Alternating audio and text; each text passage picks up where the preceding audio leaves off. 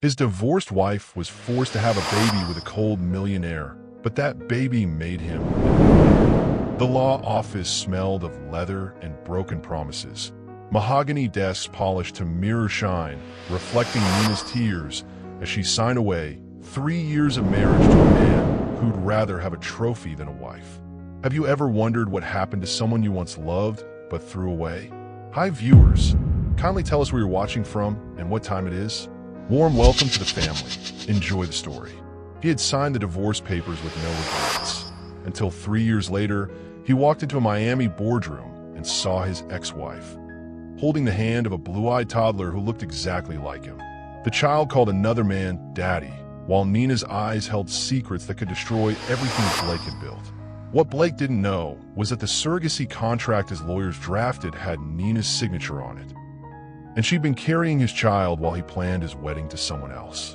What would you do if you discovered your ex-wife gave birth to your child, and you never knew? Have you ever made a decision that came back to haunt you years later? Have you ever wondered what happened to someone you once loved, but threw away? This is the story of a man who thought money could buy him a perfect life, until he discovered the cost of treating people like transactions.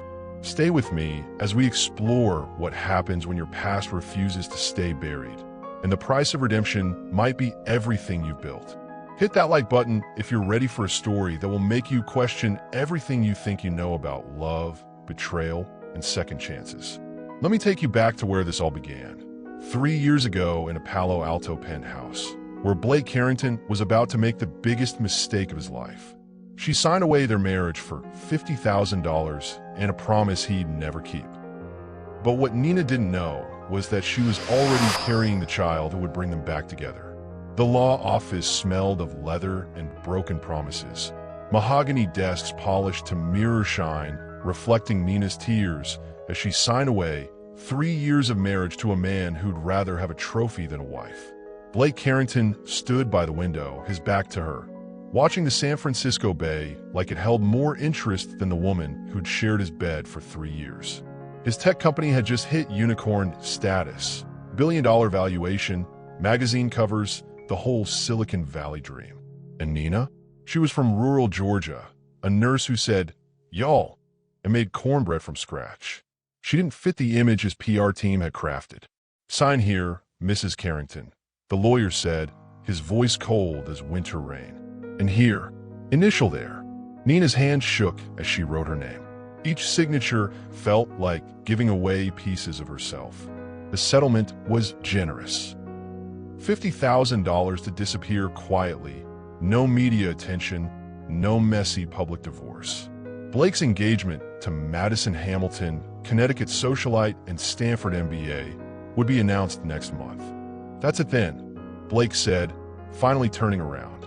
His blue eyes, the same shade as a summer sky, looked through her like she was already gone. "I'll have someone pack your things." Nina stood up, her legs unsteady.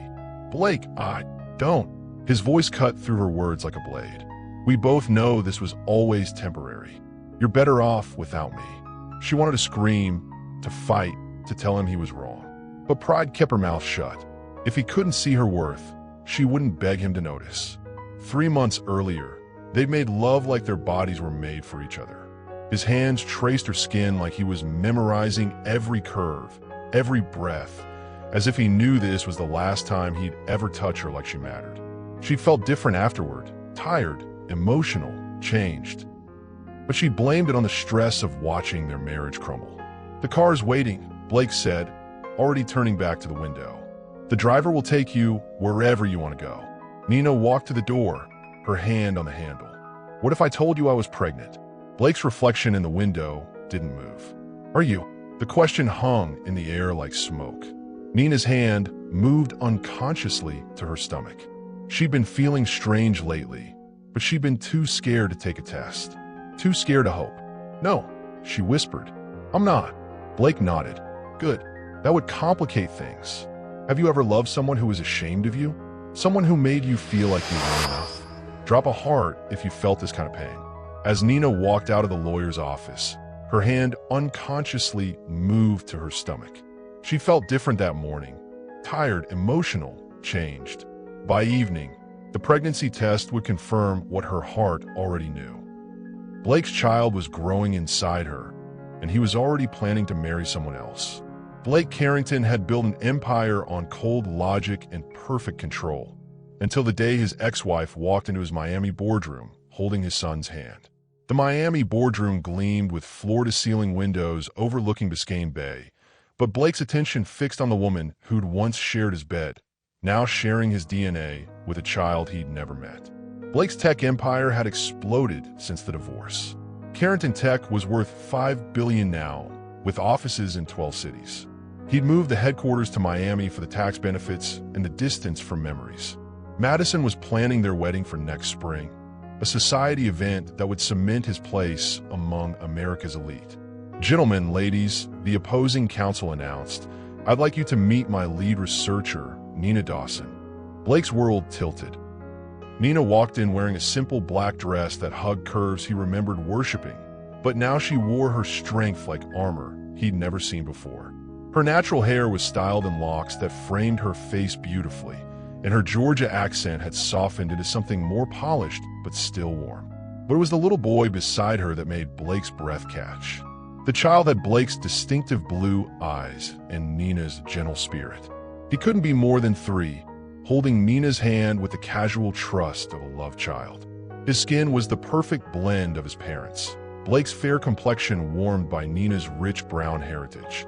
"Mr. Carrington," Nina said, her voice coolly professional, "I believe you know my client has concerns about your expansion into our territory." Blake struggled to form words. The child, Ethan, according to the file, looked up at him with innocent curiosity. Those eyes were unmistakably Carrington blue, the same shade that had stared back at Blake from mirrors his entire life. Nina, is that?" Blake's voice cracked like a teenager's. "This is Ethan," Nina said, her hand protective on the boy's shoulder. "My son." The boardroom fell silent. Blake's lawyers exchanged glances, sensing the shift in their client's demeanor. Nina's legal team watched with professional interest, unaware they were witnessing a family reunion 3 years in the making. Ethan tugged on Nina's dress. "Mama, can I have juice?" "In a minute, baby," Nina murmured, never taking her eyes off Blake. There was something in her gaze, defiance mixed with fear, strength covering old wounds. Blake's mind raced. The timing was right. 3 years ago, the divorce, the last night they'd spent together. But Nina had said she wasn't pregnant. She'd looked him in the eye and lied. Or had she? "Perhaps we should postpone this meeting," Blake's lead counsel suggested, sensing his client's distraction. "No," Nina said firmly. "We're here to discuss the community health center your expansion will shut down. 5,000 families depend on that facility." Blake barely heard her words. His attention was locked on Ethan, who was now coloring in a book with intense concentration. The boy's small hands moved with the same precision Blake used when sketching tech designs. Have you ever seen someone from your past and instantly regretted every choice you made? Comment below if you've ever felt that punch to the gut when you realized what you lost. As the meeting ended and Nina gathered her papers, Ethan looked up at Blake with eyes that were unmistakably Carrington blue. "Mama," the boy whispered, "why does that man look like me?" Blake's world tilted on its axis as one word echoed in his mind: impossible. Some secrets are buried so deep you forget they exist. Until a cotton swab and a lab report proved that your biggest mistake was walking away from the right woman. Blake couldn't sleep, couldn't eat, couldn't focus on anything except those blue eyes staring back at him from a 3-year-old's face. For 2 weeks, he'd been consumed by one question: was Ethan his son? The coffee shop buzzed with Miami morning energy, but Blake's focus tunneled on the discarded juice box Ethan had left behind. His son's DNA wrapped in cartoon dinosaurs and sticky fingerprints. Blake had hired a private investigator to find out where Nina took Ethan every morning. The coffee shop on Biscayne Boulevard was their routine: hot chocolate for the boy, black coffee for his mother, 20 minutes of quiet before Nina dropped him at daycare and headed to her job at the legal aid clinic. Blake watched from across the street, feeling like a stalker, but he needed to know. The not knowing was eating him alive. When Nina got up to use the restroom, Blake made his move. He crossed the street with the casualness of a man who belonged there, bumping into their table just as Nina returned. "Oh, I'm sorry," he said, steadying her as she stumbled. The touch lasted seconds, but her skin burned under his palm like it had never forgotten his claim. She jerked away, but not before he saw the flicker of memory in her eyes. "Blake," she said, her voice carefully neutral. "What are you doing here?" "Coffee," he said lamely, gesturing to the shop. "I was just coffee." Ethan looked up from his coloring book. "Mama, it's the man from the office." "Yes, baby," Nina said, her protective instincts kicking in. Mr. Carrington was just leaving. But Blake couldn't leave. Not yet. He needed more time, more evidence, more proof of what his heart already knew.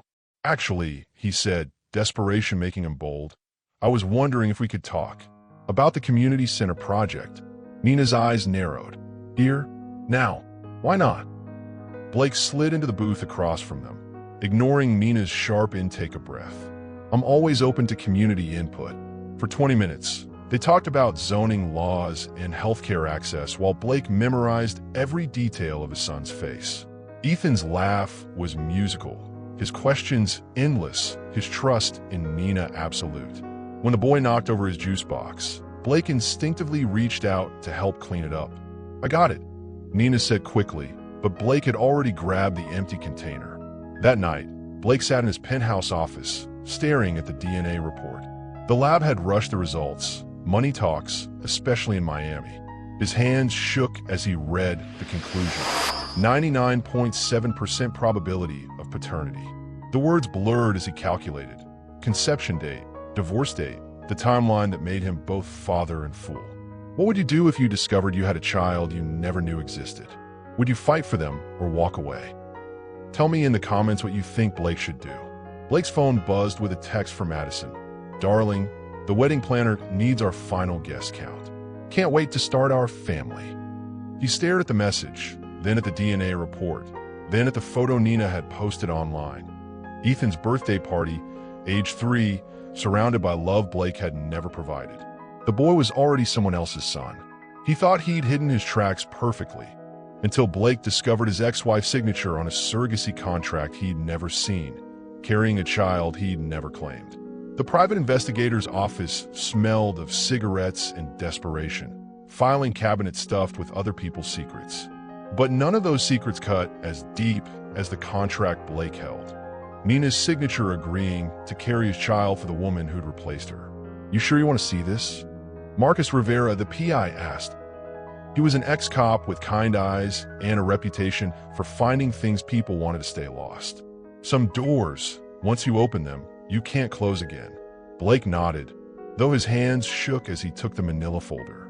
Inside were bank records, medical files, and legal documents that painted a picture of betrayal so complete it took his breath away. Nina's financial records showed the truth in cold numbers. After their divorce, she'd struggled. Her nursing salary barely covered rent in San Francisco.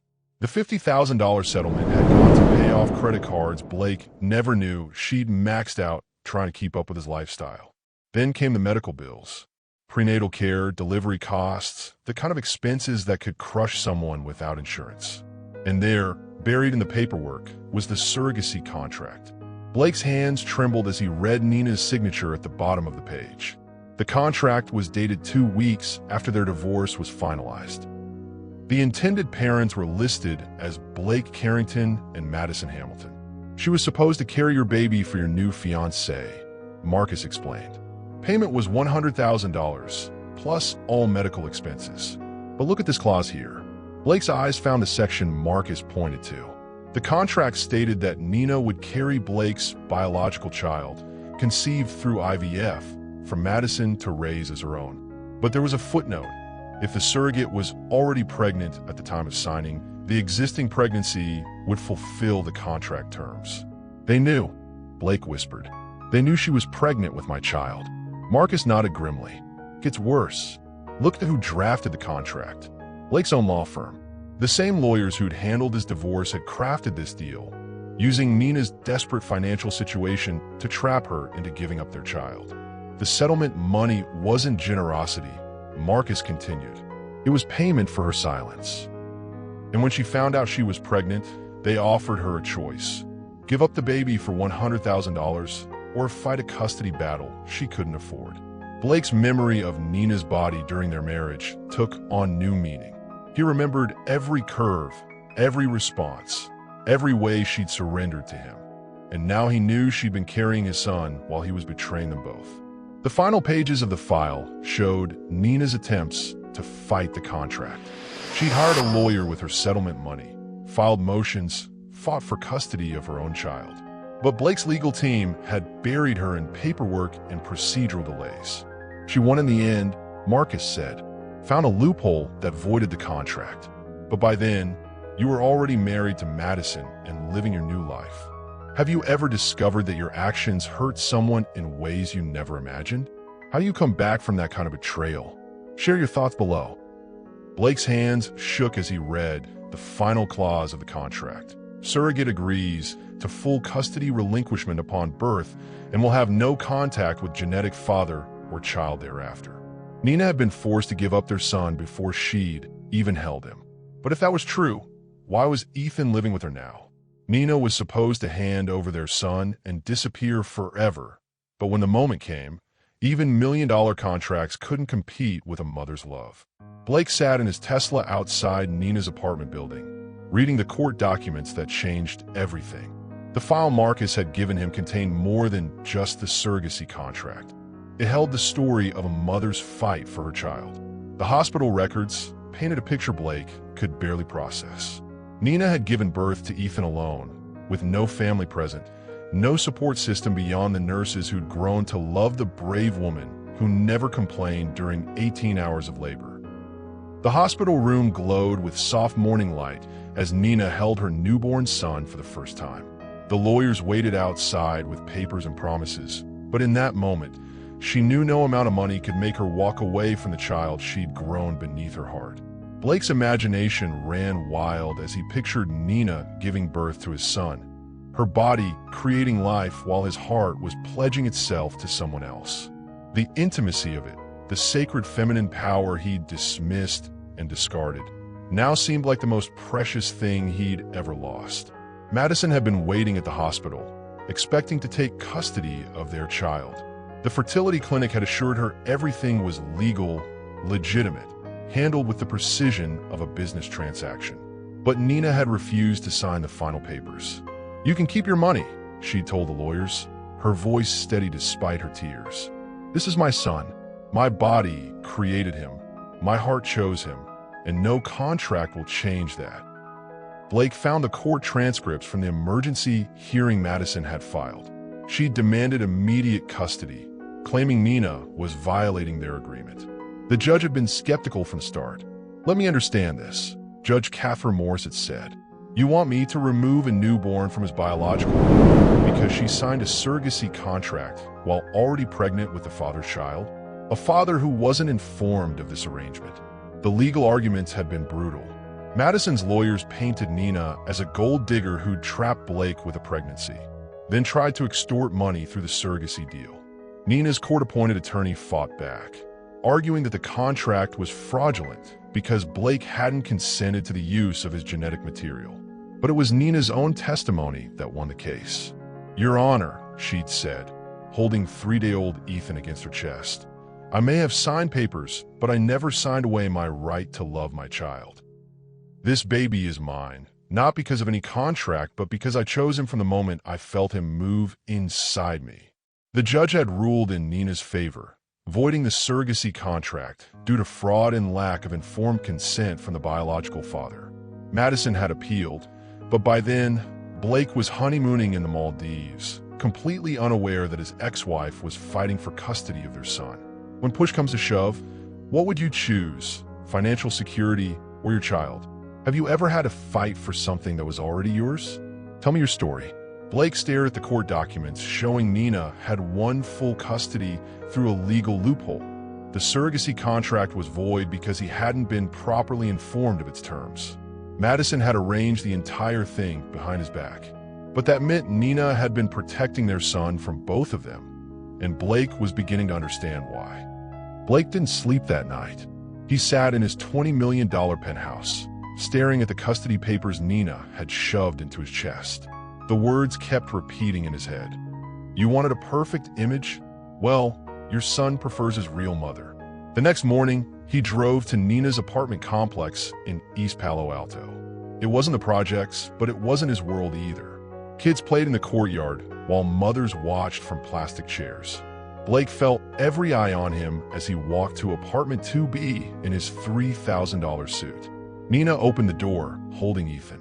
The boy looked at Blake with those same green eyes that stared back at him in the mirror every morning. What do you want, Blake? I want to talk. About him. About us. There is no us. There's only what you owe your son. Blake stepped closer. Even after 3 years, Nina's sense still made his pulse quicken. Let me in, Nina. Please.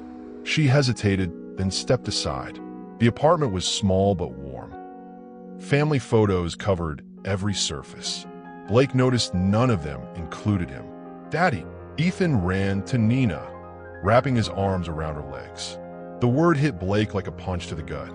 This stranger was calling another man daddy, while his real father stood there like a visitor. Where's... Blake started to ask about Nina's boyfriend, but stopped. Marcus is at work. He's a teacher at the elementary school. Nina's voice carried pride Blake had never heard when she talked about him. He loves Ethan like his own. Blake's jaw clenched. But he's not his own. He's mine. Biology doesn't make you a father, Blake. Being there does. Midnight feedings. First words. First steps. You missed all of that because you were too busy building your empire. The sexual tension in the room was thick enough to cut. Blake remembered how Nina used to look at him with love instead of contempt. How her body felt against his during those late nights when the world was just the two of them. I can give him everything, Blake said, his voice rough. Private schools. The best opportunities. He already has everything. He has love. Nina shifted Ethan to her other hip.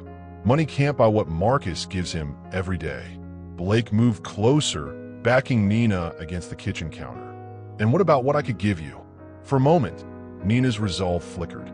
Blake saw the woman who once loved him completely. But then Ethan giggled, and the spell broke. You had your chance to give me something, Blake. You chose your image instead. She pushed past him. If you want to be in Ethan's life, you'll do it on my terms, not yours. Blake watched her walk away, her hips swaying in a way that still drove him crazy. He'd conquered Silicon Valley, but Nina Martinez remained his greatest challenge. As he left the apartment, Blake made a decision. He would win his son back. And maybe, just maybe, he could win Nina too. But first, he needed to destroy the man standing in his way. Blake returned to his office with a mission. If Nina wanted to play games, he'd play them better. He built a billion-dollar empire by finding people's weaknesses. Marcus Williams would be no different. Give me everything on Marcus Williams, Blake told his assistant. I want to know where he went to school, what he drives, how much debt he has. Everything. Within hours, Blake had a complete file. Marcus Williams, 29, taught 3rd grade at Roosevelt Elementary. He drove a 2018 Honda Civic with 80,000 miles. He had $15,000 in student loan debt and sent money to his sick mother in Alabama every month. Blake smiled coldly. Perfect. That evening, Blake drove to Roosevelt Elementary. He watched from his Tesla as Marcus walked to his beat-up Honda. The man looked nothing like Blake. Where Blake was tall and commanding, Marcus was average height with kind eyes and an easy smile. Where Blake wore designer suits, Marcus wore khakis and button-down shirts from Target. Blake followed Marcus to a small house in a working-class neighborhood. Through the window, he could see Marcus helping Ethan with what looked like homework while Nina cooked dinner. It looked like a real family. The sight made Blake's blood boil. His phone buzzed. A text from Madison. The charity gala is tomorrow. Don't embarrass me with your drama. Blake had forgotten about Madison entirely. His blonde, plastic fiancée seemed like a different lifetime now. Her fake laugh, her designer obsessions, her complete lack of maternal instinct. Everything Blake once thought he wanted in a woman. He thought about Nina's natural curves, her genuine smile, the way she'd once looked at him like he was her whole world. Madison had never looked at him that way. She looked at his bank account. Blake typed back, Handle it yourself. The next morning, Blake did something he'd never done before. He called in sick to work. Instead, he drove to Roosevelt Elementary and waited in the parking lot like some kind of stalker. When recess started, he watched Marcus on the playground. The man was patient with every child, helping a girl tie her shoes, settling an argument between two boys. Blake imagined Ethan in that classroom, calling Marcus Mr. Williams with respect and affection. A knock on his window made Blake jump. A security guard stood outside his car. "Sir, you've been sitting here for 2 hours. Are you waiting for someone?" Blake's mind raced. "I'm considering enrolling my son here. You'll need to make an appointment with the principal." Through the front office, Blake nodded and drove away, his heart pounding. He was losing his mind over a woman who'd already moved on, over a son who didn't even know his name. That night, Blake made another decision. If he couldn't compete with Marcus's kindness, he'd compete with what he had in abundance: money. He picked up his phone and dialed his lawyer. "I want to file for full custody of Ethan Martinez Williams, and I want to do it tomorrow. Time to remind Nina who had the real power in this situation." Nina's hand shook as she read the custody papers. Blake wasn't just asking for visitation rights. He was demanding full custody of Ethan, claiming she was an unfit mother because of her unstable living situation and inappropriate relationship with an unrelated male. "He can't do this," Marcus said, reading over her shoulder. His jaw was tight with anger. "Ethan has never even met him. He's doing it." Nina's voice was hollow, "and he has the money to make it stick." The custody hearing was set for 2 weeks later. Nina spent every spare moment with a legal aid lawyer who looked like she'd rather be anywhere else. Meanwhile, Blake hired the most expensive family law firm in California. "Your ex-husband is claiming you're living in poverty," the legal aid lawyer explained. "He's also questioning Mr. Williams' influence on the child." "Marcus is the only father Ethan has ever known," Nina protested. "That might actually work against you." The court could see it as evidence that the child needs his biological father. Nina felt her world crumbling. Again, the night before the hearing, Marcus found Nina crying in Ethan's bedroom. She was packing the boy's favorite toys, just in case. "Hey," Marcus whispered, pulling her into his arms. "We're not giving up." Nina melted into his embrace, breathing in his familiar scent. Marcus wasn't rich or powerful, but he was steady. Safe. Everything Blake had never been. "I'm scared," she admitted. "What if I lose him?" Marcus tilted her chin up. "Look at me. You're the strongest woman I know. You survived Blake Carrington once. You can do it again." Their lips met in a desperate kiss. Nina needed to feel something other than fear. Marcus lifted her gently, carrying her to their bedroom. They made love with quiet intensity, both knowing their family might be torn apart tomorrow. The courthouse was a battleground. Blake arrived in a motorcade of black SUVs, flanked by lawyers in $5,000 suits. Nina and Marcus took the bus, sitting in the back with their single legal aid attorney. Blake looked devastating in his tailored navy suit. Even Nina had to admit he commanded attention. Every woman in the courtroom stared at him. Money was power, and power was attractive. "Mr. Carrington," the judge began, "explain why you believe full custody is in the child's best interest." Blake stood with confidence. "Your Honor, I can provide my son with opportunities his current situation cannot. Private education, healthcare, college funds. I have resources that will ensure his success." Nina watched Ethan, who sat quietly beside her, confused by the formal proceedings. The boy kept looking around for Marcus, who'd been forced to sit in the gallery. "Ms. Martinez," the judge continued. "How do you respond?" "Nina stod on sucking licks." "Your Honor, Ethan doesn't need money. He needs love. He needs stability. He needs the man who's been his father for 3 years." Blake's lawyer objected. "The defendant's living situation is unstable. She's cohabiting with an unrelated male in a 2-bedroom apartment, while Mr. Carrington can provide a mansion in Atherton with full-time staff." "Money isn't everything," Nina said firmly. Blake caught her eye across the courtroom. For a moment, she saw something like regret in his expression. Then his lawyer whispered something in his ear, and his face hardened again. The judge called for a recess. The custody war was just beginning. During the recess, Blake cornered Nina in the courthouse hallway. Marcus was in the bathroom with Ethan, leaving them alone for the first time since the hearing began. "This doesn't have to be a war," Blake said, his voice low and intimate. "We can work something out." Nina crossed her arms. "Like what? Joint custody? Weekends? I was thinking more like us." Blake stepped closer, close enough that Nina could smell his expensive cologne. "You, me, and Ethan, like a real family." Nina's heart skipped. "Are you insane?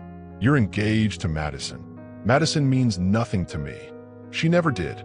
Blake's green eyes burned with intensity. "You know what I realized sitting in that courtroom?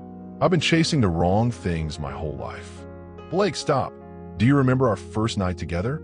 In that cheap motel in Palo Alto?" Blake's voice was rough with memory. "You were so nervous, but you trusted me completely. When was the last time anyone trusted me like that?" Nina's cheeks flushed. She did remember. She'd been a virgin, and Blake had been so gentle, so patient. Nothing like the cold businessman he'd become. "That was a long time ago," she whispered. "It doesn't feel like it."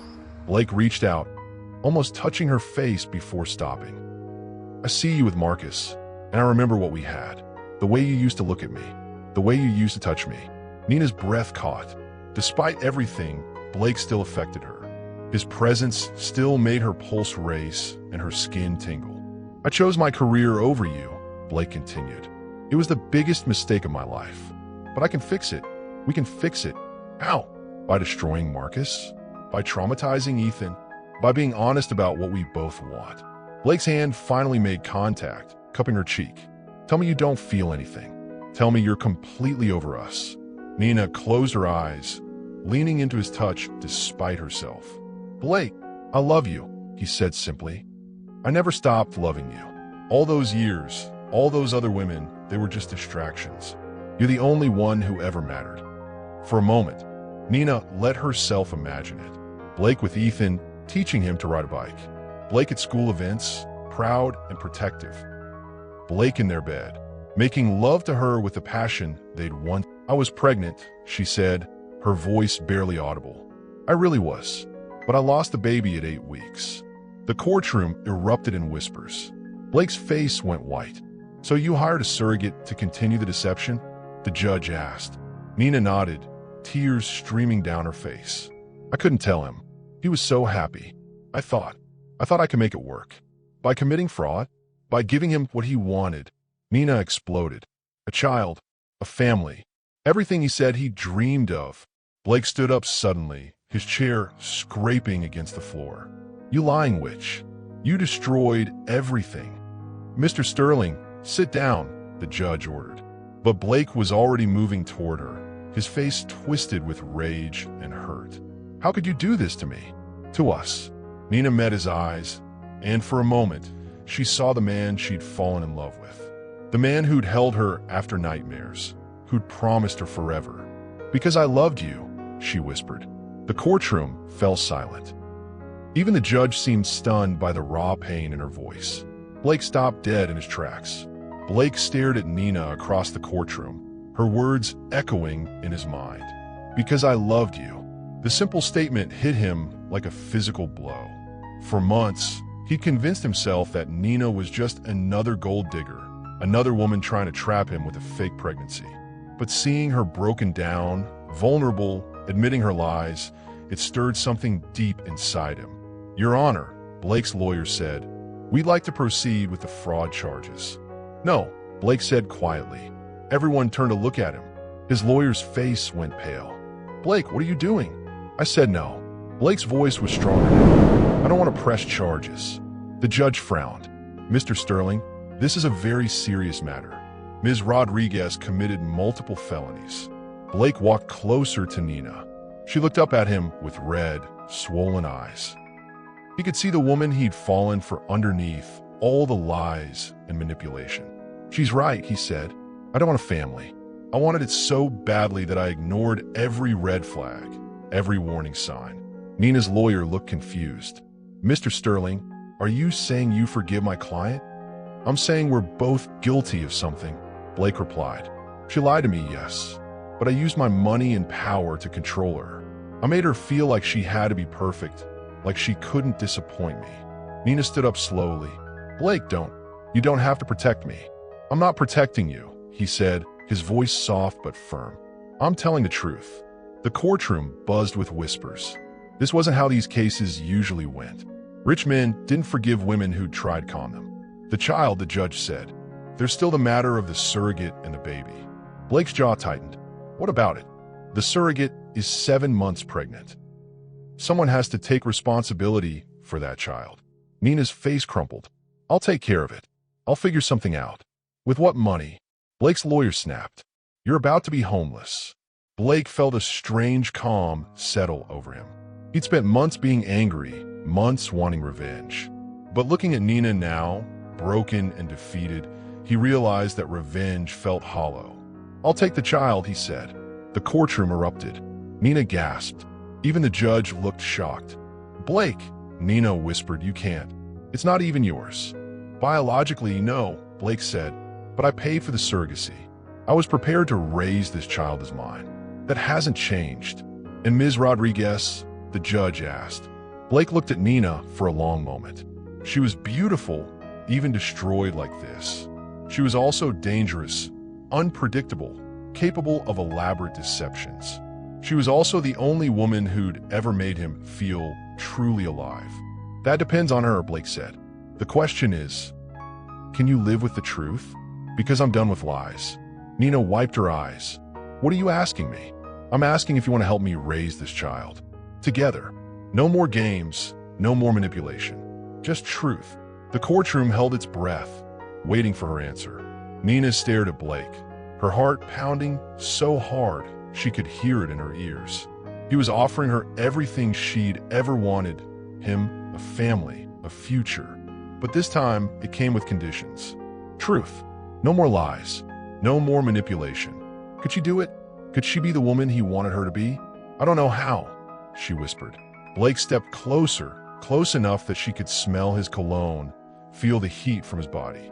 You start by answering one question honestly. What question? Do you love me? Not my money, not my status. Me. Nina felt tears welling up again. This was it, the moment that would define everything. She could lie again, tell him what he wanted to hear.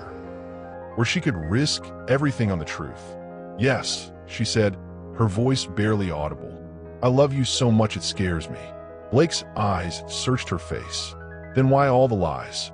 Why didn't you just tell me about the miscarriage? Nina's chest tightened. Because I knew you'd leave. Rich men don't stay with broken women. I'm not other men. Aren't you? Nina challenged. Look at your track record, Blake. How many women have you discarded when they stopped being perfect? The courtroom was silent, everyone hanging on their words. This had stopped being a legal proceeding and become something much more intimate. Blake's face darkened. That's not fair, isn't it? You want truth? Here's truth. I was terrified of losing you. So terrified that I created an elaborate fantasy rather than trust you with my pain. And I was so terrified of being used that I turned you into a project instead of a partner, Blake admitted. The judge cleared his throat. While this is all very touching, we still have legal matters to resolve. Blake turned to the judge. What if we got married? Nina's breath caught. What? If we got married, the child would legally be ours. The fraud charges would be moot. You can't defraud your own husband. Nina's lawyer leaned forward. That's actually not a bad strategy. Strategy? Nina's voice rose. This is my life, not a business deal. Blake cupped her face in his hands. You're right. Let me try again. He dropped to one knee right there in the courtroom. Gasps echoed through the gallery. The court reporter stopped typing. Nina Rodriguez, Blake said, his voice strong and clear. Will you marry me? Not because of the baby, not because of the legal issues, but because despite everything, the lies, the manipulation, the hurt, I can't imagine my life without you. Nina looked down at him, this powerful man kneeling before her in the courtroom. A month ago, she would have said yes immediately. Now, she understood the weight of what he was offering. If I say yes, she said, I want to know about your other women. All of them. I want to know about your business dealings, your family, your fears. Everything. Deal, Blake said without hesitation. And if I disappoint you again, if I'm not perfect, you can't just throw money at the problem and expect it to go away. I wouldn't dream of it. Nina took a deep breath. Then yes, Blake Sterling, I'll marry you. The courtroom erupted in cheers as Blake stood and kissed her. 3 weeks later, Nina stood in the bridal suite of the Plaza Hotel, staring at herself in the mirror. The wedding dress was simple but elegant, nothing like the elaborate gown she'd once dreamed of. "You look beautiful," her sister Maria said, adjusting the veil. Nina touched her belly where the surrogate's baby kicked. At 8 months, the pregnancy was becoming more real every day. Soon, she'd be holding Blake's child, their child. "Are you sure about this?" Maria asked. After everything that happened, Nina thought about the question. 3 weeks ago, she'd been facing fraud charges and public humiliation. Now she was about to marry the man she loved. "I'm sure," she said. "We've been through hell. Now we get to see if we can make it through heaven." There was a knock at the door. "It's time," the wedding planner called.